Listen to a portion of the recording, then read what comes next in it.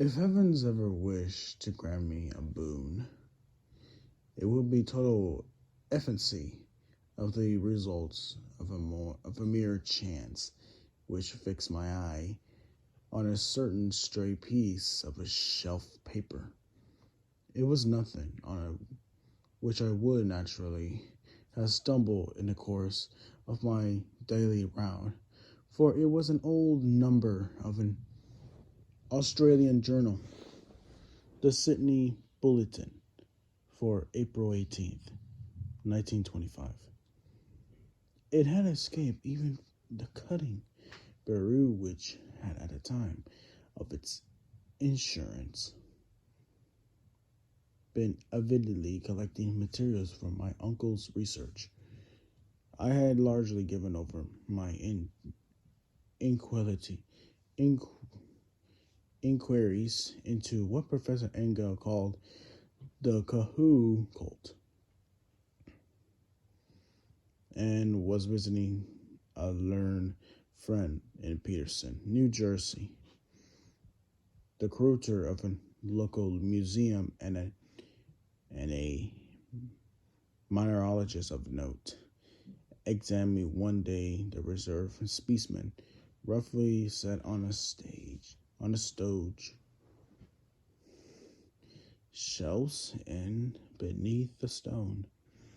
It was the Sydney Bulletin I have mentioned before, for my friend was wide affiliations in all conceivable foreign parts, and the picture was a half-tone cut of a hideous stone image almost identical with that which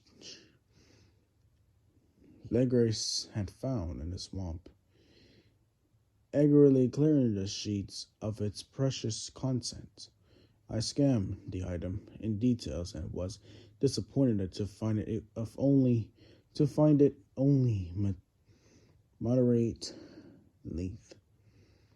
What it suggested, however, it was precious significance to my flagging quest, and I carefully tore it out for immediate action. It reads as follows: Mystery. Dereflected found at sea. Villager arrives with helpless arm. New Zealand yacht in tow.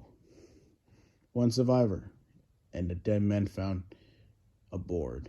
Tale of a desperate battle and death at sea. Rescue seaman refuses. Particulars of a strange experience. Odd idol find in his possession. Inquiry to follow. The Morrisons Co. Frere Village. Found in a Veresbro. Arrived this morning at its wharf in Darling Harbour, having in tow the battle and disabled but heavily armed steam yacht alert. But heavily armed steam yacht alert in Doolin and Z, which was signed April 12th in St. Louisville, 3421 West longitude 152 degrees 17, with one living and one dead man aboard. The Villigan left Veresboro March 25th, and on April 2nd was driven considerably south of her course by exceptions heavy storms and monster waves. On April 12th, the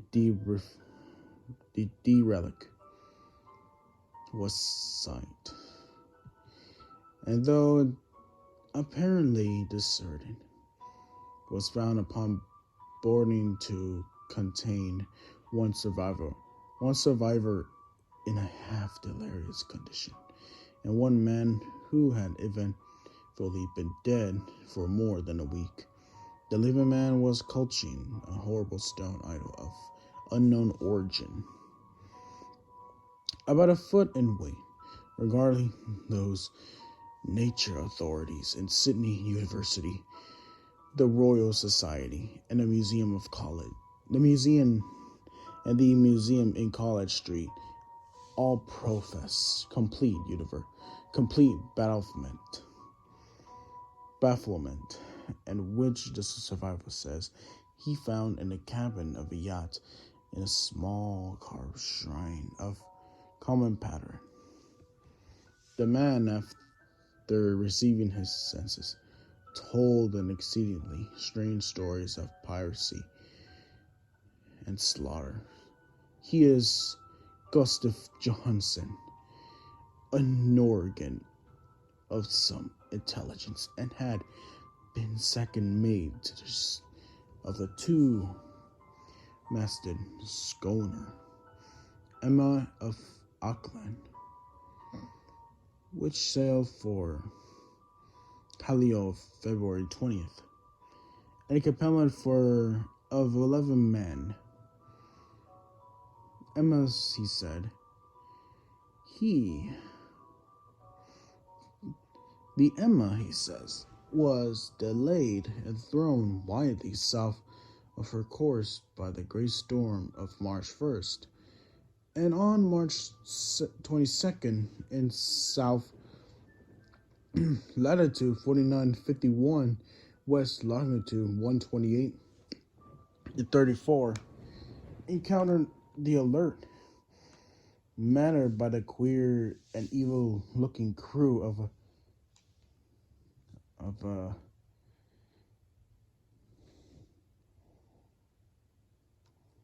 Canicus, and a half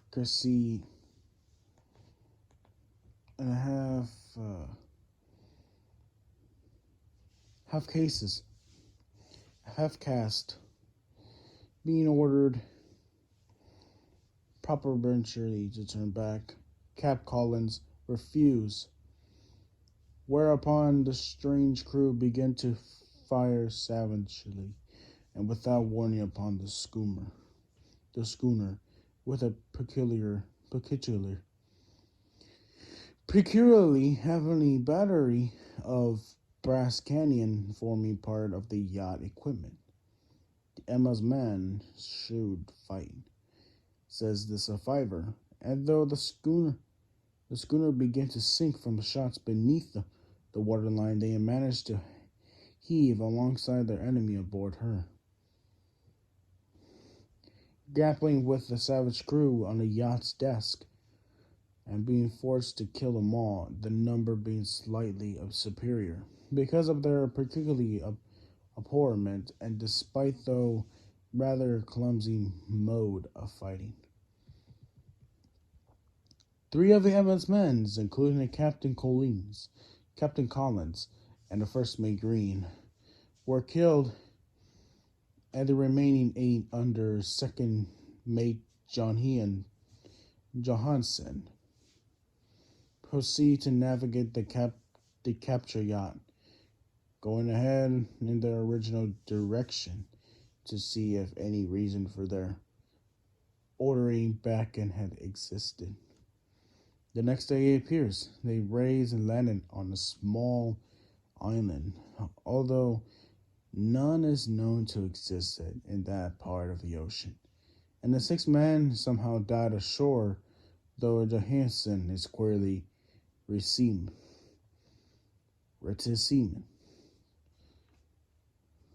about this part of his story, and speaks only of their falling into the rock Cassim.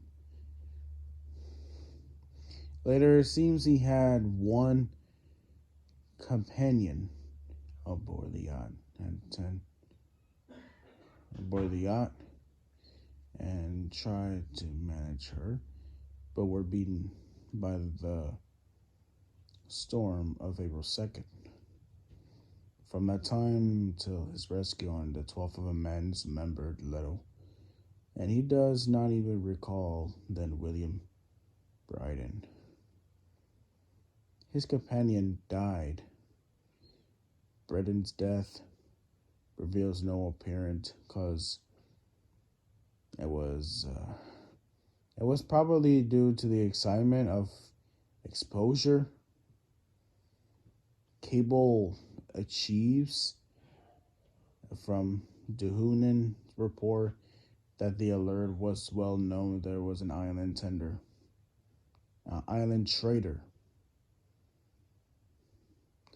and bore an evil reputation along the waterfront. It was owned by the curious group of half castes, whose frequent meetings and night traps to the woods attracted no little curiosity. And it had set sail in a great hazel just after the storm and earth tremors of March 1st. On Auckland, Corpson gives the Emma on her and her crew gives the Emma and her crew an excellent reputation. Reputation, and Johansson is described as a sober of a worthy man, and admirably will institute an inquiry on the whole matter beginning tomorrow, at which every effort will be made to induce Johansson to speak more freely than he was done in Herito. This was all together with a picture of the hellish image, but what the train of the ideas it started in my mind. Here were new treasures of data of Cthulhu cult, and evidence it had had strange interests at sea, as well as on land. What motive prompted the hyper crew to order back to the Emma as they sail about with their hideous idol? What was the unknown island on which 6 of the Emma's crew had died, and about which the maid Johansson was so secretive? What had the Vice Admiralty investigation brought out? And what was known of the noxious cult of Durhian? And most marvelous at all, what deepest and more than natural linkage of dates was this which gave Amerlin and now undeniable significance to the ferocious turn of events so carefully noted by my uncle?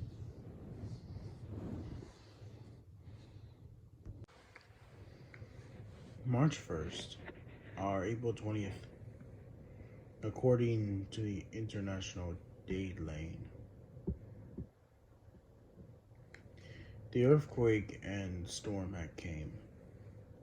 From Dorland the Alert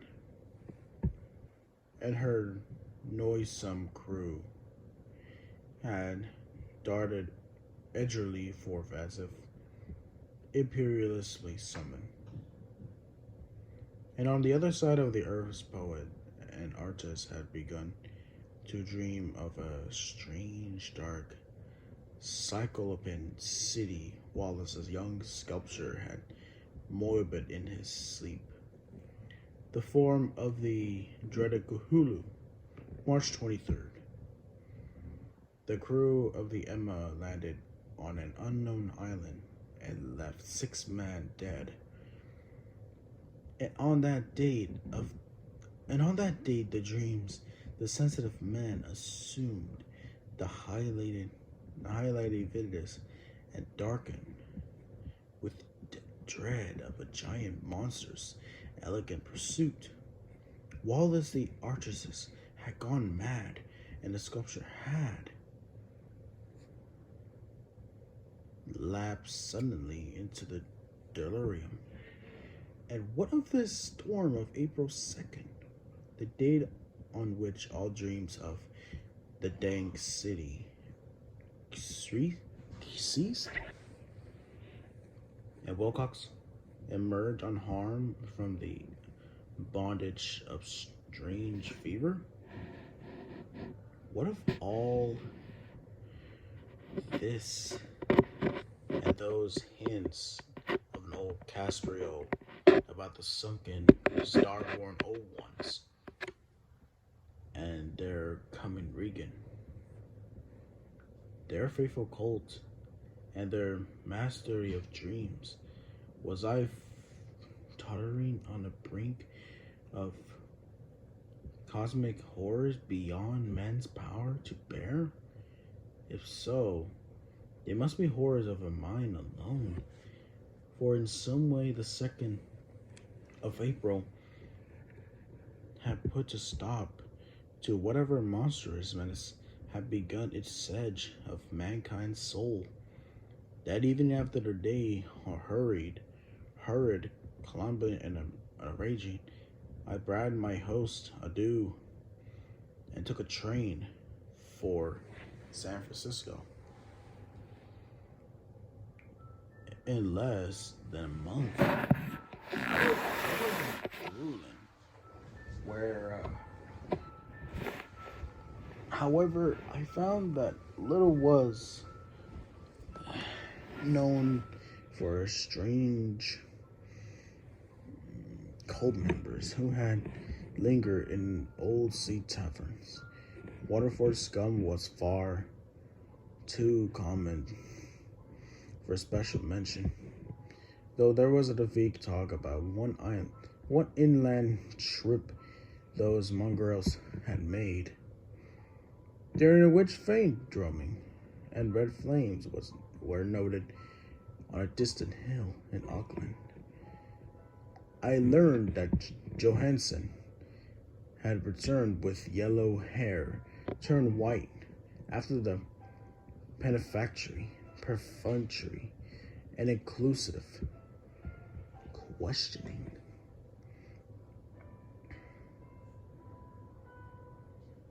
At Sydney, and had thereafter sold his cottage in West Street and sailed with his wife to his old home in Oslo. Of his stirring experience, he would tell his friends no more than he had told the authorities official, and all they could do was to give me his Oslo address. I went to Sydney and talked professively with seamen and members of the Vice Authority Court. I saw the Alert, now sold in a commercial use at Curricular Koi in Sydney Cove, but gained nothing from its non-conventional buck. The corroding image with its cuttlefish head, dragon body, scaly wings, and hieroglyphic pastorals was preserved in the museum at Hyde Park, and I studied it long and well, finding a thing embarrassingly inquisitive workmanship with the same other mystery, terrible aquacity, equity, and unearthly strangeness, and of materials which I had noted in the Gregory's smaller specimen geologist. The curricular told me and had found it at a monstrous puzzle, for they vowed that the world had no rock like that. Then I thought with a shudder of what old Castro had told Legris about the permanent great ones that had come from the skies. No, not disguised. The stars. They had come from the stars and had brought their image with them. Shaken with such a mental revolution as I had never known before, I now resolved, and I now resolved to visit Maid Johansson in Oslo. Sailing for London, I remarked at once for the Norwegian capital, and one autumn day landed in a torn wharves in the shadow of an Edgeburg. Johansson's address I discovered laid in an old town of a King Harold Hakarada, which kept alive for the name of Oslo during all these centuries that the greater cities masqueraded as Christiania. I made a brief trip to I made a brief trip by taxicab and knocked with a Pelman heart at the door of the neat and ancient building. A pleasant front. A sad-faced woman in black answered my summons. I was stung with disappointment when she told me in halting English that Gustav Johannesson was no more. He did not survive his return, he said to his wife. For the doings at sea in 1925 had broken him. He had told her no more than he had told the public. He had left the long manuscript of technical matters, as he said, written in English, evidently in order to safeguard her from the peril of Kostrel from the attic window, and had knocked him down. Two Alaska sailors at once helped him to his feet, but before the ambulance could reach him, as he was dead, Pizzigans had found no more adequate cause for the end, and laden to hard trouble and a weakened constitution. I now felt gnawing at my visuals, the dark terrors which will never leave till I too am at rest.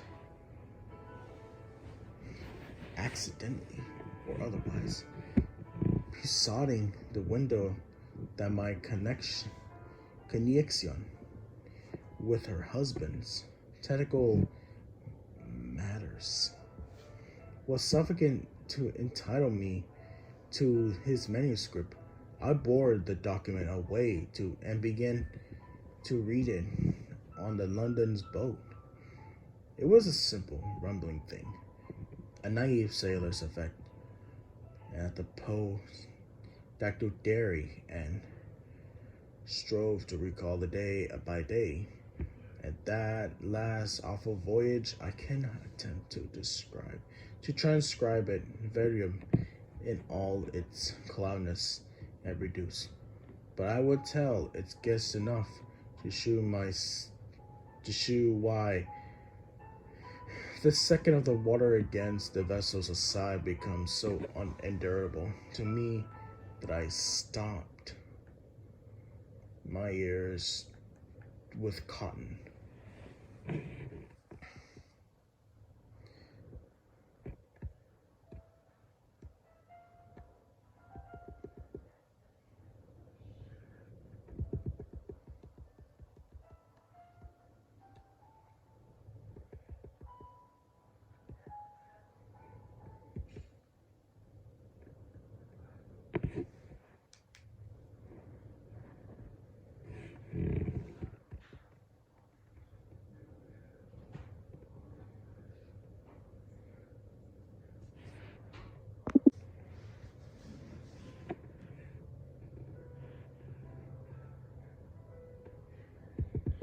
It's Johansson.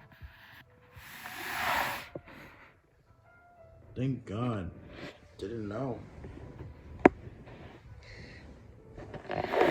Didn't know quite at all. It sounds like Very strange. Even though he saw the city in a thing, but I shall never sleep calmly again when I think of the horrors that lurk creaselessly behind life and time and space, and of those unhallowed episodes above hemises from elder stars which dreams beneath the sea, and known and favored by the nightmare cults, ready and eager to loose from the worlds whenever another earthquake shall heave their monstrous stone city again to the sun and air. Johanneson's voyage and had begun just as he told it to the vice admiralty, the Emma, and ballastus had cleared Auckland on February 20th, and had felt the full force of that earthquake born, and the earthquake born tempest, which must have heaved up from the sea bottoms the horrors that filled the men's dreams. Once more under the control, the ship was making a good progress when held up by the alert on March 22nd. And I could felt the maid regret as he wrote of her boredom at and sinking, of the swartily called fiend on the alert. He speaks with a significant horrors. There was some peculiar abominable quality about them,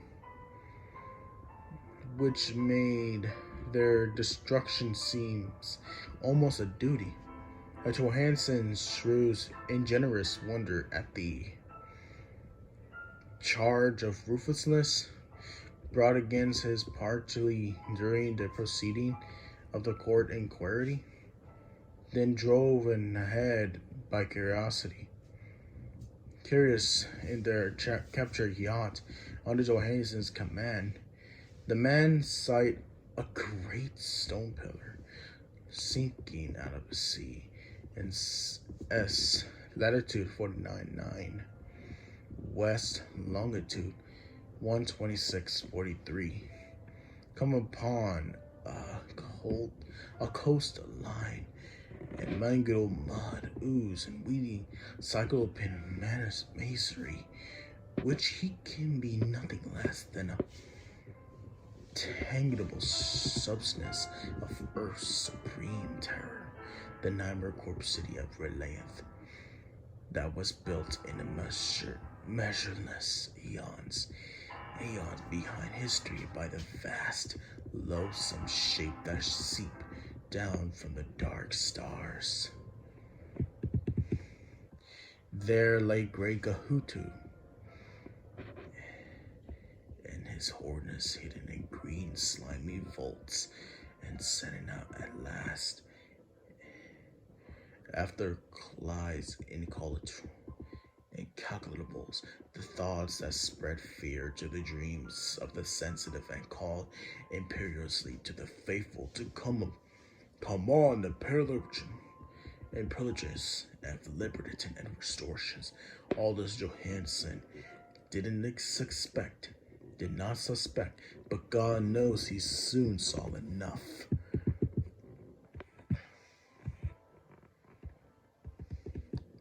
I suppose that only the single mountaintops, that hideous monolith crowned cannibal whereupon great Cthulhu was buried, actually emerged from the waters. When I think of the extent of all that may be boarding down there, I almost wish to kill myself forthwith. Johansson and his men were awed by the cosmic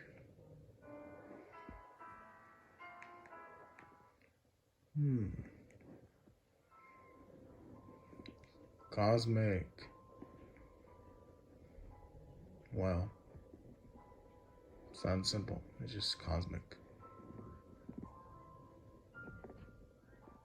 Cosmic mystery of this dripping Babylon of elders, the Hemons, and must have guessed without guidance. That it was nothing of this or of any sense planet. Awed at the unbelievable size of the greenish stone blocks, at the dazing height of the great cavern monolith, and at the stupefying identity, stupefying of the coastal statues and the brass reliefs with a queer image found at the shrine of the alert is poignantly visible in every line of the mate's frightening description. Without knowing what futurism was like, Johannesson achieved something very close to it when he spoke to the city instead of describing any defined structure or building. He dwells only on board impressions of vast angles and stone surface too great to belong to anything right or proper of this earth, and imposed with horrible image of hieroglyphics.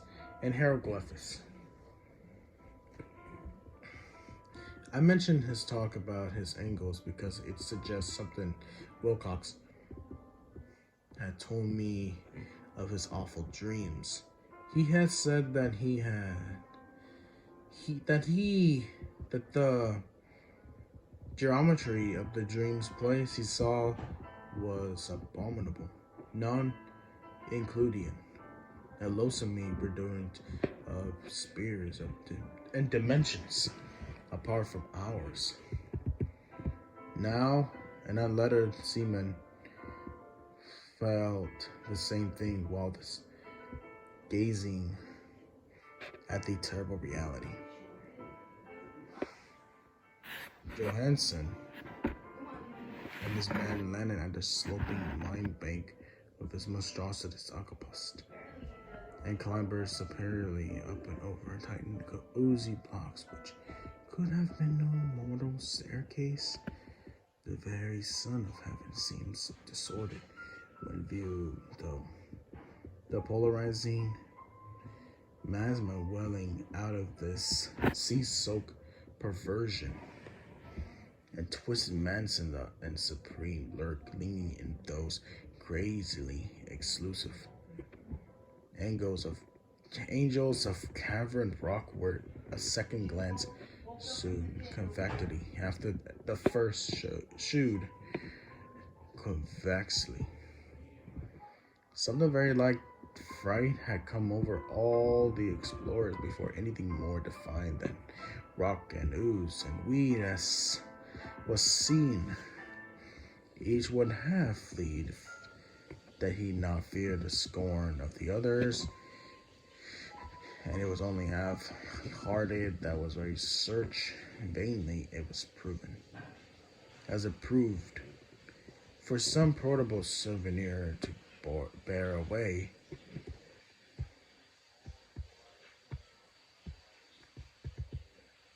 It was Roganus the Portugalist, who climbed up the foot of the monolith and shouted of what he had found. The rest followed him and looked curiously at the immense carved door with the now familiar squid dragon brass relief. It was Johannesson said, like the great barn door, and they all felt that it was a door because of the ornamental, thus sold and jabs around it, though they couldn't decide whether it lay flat like a trapdoor and slight waves like an outside cellar door. As Wilcox would have said, the geometry of the place was all wrong. One couldn't be sure at the sea of the grounds were horizontal, hence The relative position of everything else seems passively versionable. Britain pushed at the stone of several places without result. Then Dovin fell over deceivingly with the round edge, pressing each point separately as he went. He climbed immensely along the general slope stone molding. That is, one could call it climbing if the thing was not after the horizontal. And the man wondered how any door in the universe could be so vast, then very soft and slowly. The ace great panel began to give inward at the top. As they saw it was balanced, Dohoven slid and somehow paralleled himself down and along the jab and rejoined his follows. And everyone watched the queer recession demonstrably at Caven portal. In this partially of prismatic distortion, it moved anomalously in a diagonal way, so that all of the rules of matters in perspective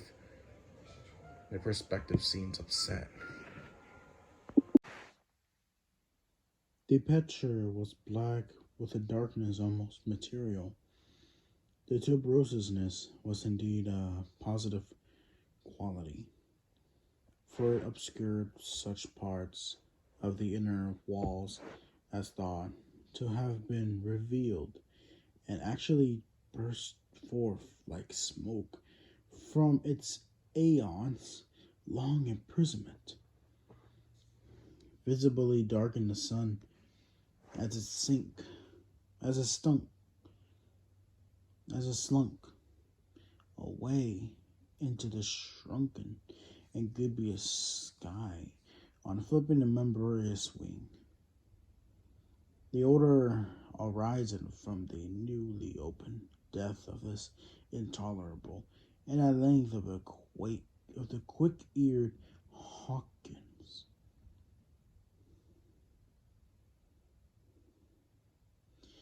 Thought he heard a nasty slopping sound down there. Everyone listened, and everyone was listening still when it lumbered somberly into the sight of a glimpse and squeezed and gelatinous green immensely through the black doorway into the tent, outside air of that poisoned city of madness. Boy Johansen, handwriting almost gave out when he wrote this. Of the six men who never reached the ship, he thinks two perish of pure fright in that accursed instant. The thing can't be described. There is no language for such abysm of shrieking and immemorial linguously, such eldritch conditionings of all matter, force, and cosmic orders.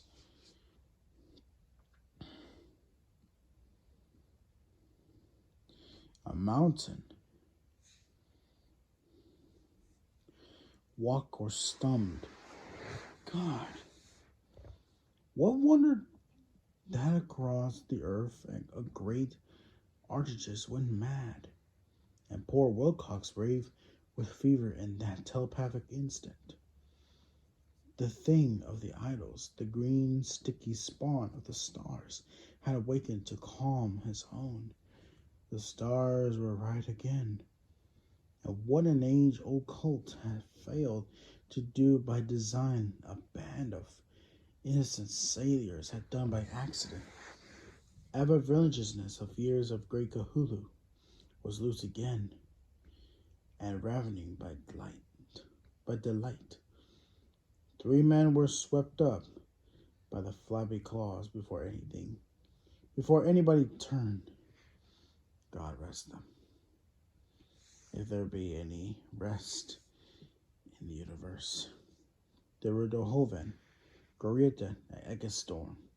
Parker slipped as the other three were plunging frenziedly over endless vistas of green coast, green crust rock to the bone, and Johansson swears that he was swallowed up by an eagle of man's masonry, which shouldn't have been there, an eagle which was acute, but behaved as if it were obtuse. So only Bryden and Johansson reached the boat and pulled desperately for the alert of the mountainous monstrosity flopped down the slimy stone and Hediston foundering at the edge of the water. Steam had not been served to go down entirely, despite the temperature of all hands for the shore. And it was work of only a few moments of feverish rushing up and down between wheel and engines to get alert underway. Slowly, amidst the disordinate horrors of that indescribable scene, she began to churn the lethal waters. Wallace on the ministry of that charnel shore that wasn't of the earth titan thing. From the stars slave and gimbled like a planetable cursing the fleeting ship of odiousness. Then the short Cyclops Cthulhu said graciously into the water and began to pursue with fast wave-rising stroke of cosmic poetry. Britain looked back and went mad, laughing shrilly as he kept laughing at intervals till death found him one night at Nick Happens, while Johansson was wandering deliriously. But Johansson has not given up yet, knowing that the thing could surely overtake the alert until steam was fully up. He resolved on a desperate chance and setting the engine for full speed. Ran lightning like on a deck and reversed the wheel. There was a mighty editing and forming in the nonsense brain. And as the steam mounted higher and higher, a brave Norwegian drove his vessel head on against the pursuing jolly, which rose above the unclean fourth like a stern of a Gehaman galloon. The awful squidhead with the writing feelers come nearly up to the bowsprit of the sturdy yacht. But Johansson drove on relentlessly. There was a bursting as of an exploring blather, a slushy nastiness as a cloven sunfish.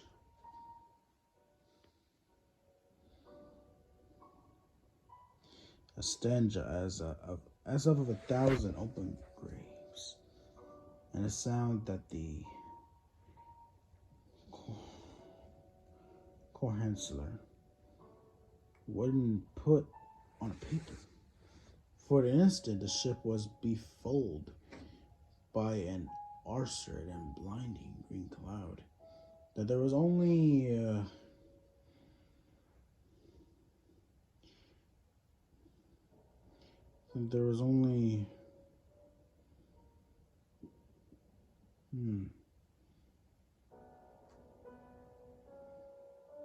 a venomous seeming astern, where God in heavens, the scattered plastically of that nameless sky sprawn and nombrously recombining in its heedful original form. While as his distance widened every second, and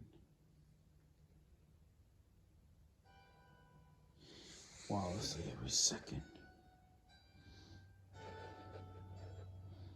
and it's as alert, green, and pentless from its mounting steam. That was all. After that, Johansen only boarded over the idol in the cabin and attended to a few matters of food for himself and a laughing maniac by his side. He didn't cry to navigate after the first bold flight, for the reaction had taken something out of his soul. Then came the storm of April 2nd, and a gathering of the clouds about his consciousness. There is a scene of a spectral whirling through the liquid gulf of infinity, and of dizzying rise through a reeling universe of a comet's tail, of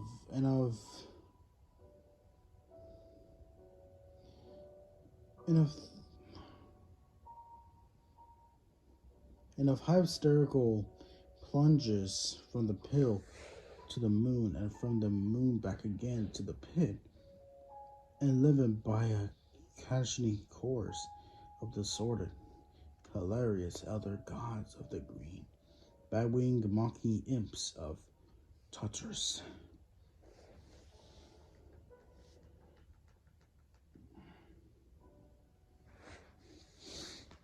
Out of that dream come rescue, the vigilant, the vice amorously court, the streets of Dudrin, and a long voyage back home to the old house by the Edgeburg. He couldn't tell. They would think him mad. He would write of what he knew before death came. But his wife must not guess. Death will be born, if it could, blot out of the memories. That was a document I read, and now I have placed it in the tin box aside the brass relief and papers of Professor Engel, which shall go this record of mine, the test of my own sanity, wherein is placed together that which I hope may never pace together again. I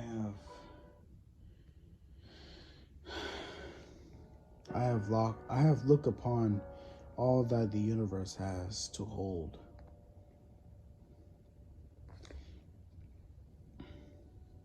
Of horror, and even the skies of springs and the flowers of summer must ever afterwards be poison to me.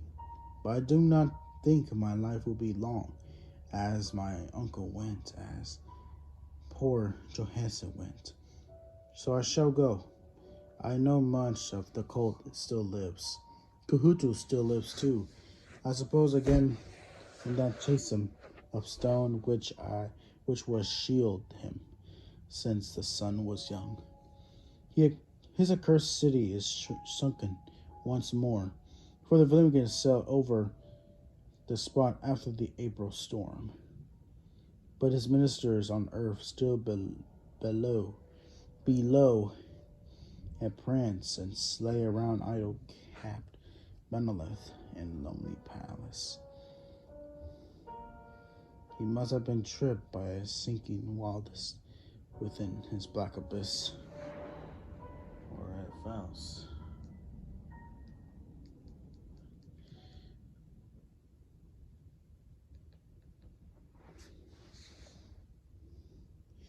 For